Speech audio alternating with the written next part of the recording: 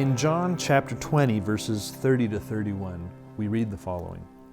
And truly Jesus did many other signs in the presence of his disciples, which are not written in this book. But these are written that you may believe that Jesus is the Christ, the Son of God, and that believing you may have life in his name.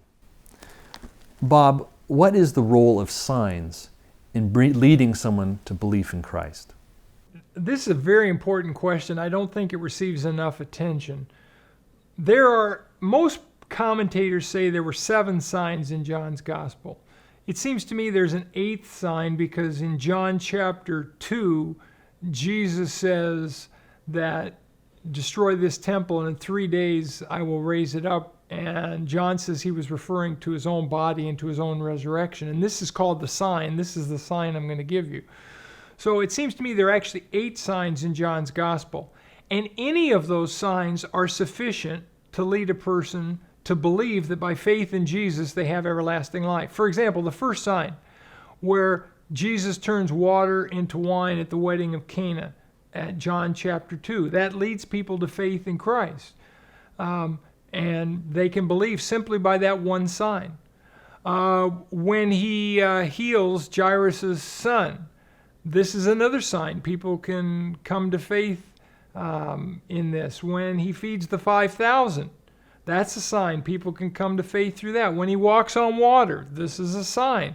People can come to faith in this. And so with all of the signs, raising of Lazarus, and all the signs in John's gospel are proofs that Jesus is the Christ, the Son of God, and that by believing in him, we have life in his name.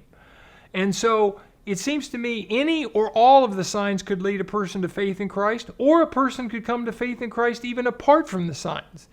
I mean, certainly there must have been some people in the history of the church who weren't aware of any of the 7 signs, but they were told about the promise of everlasting life and that Jesus lived a sinless life, and that by faith in him they have everlasting life, and they came to faith.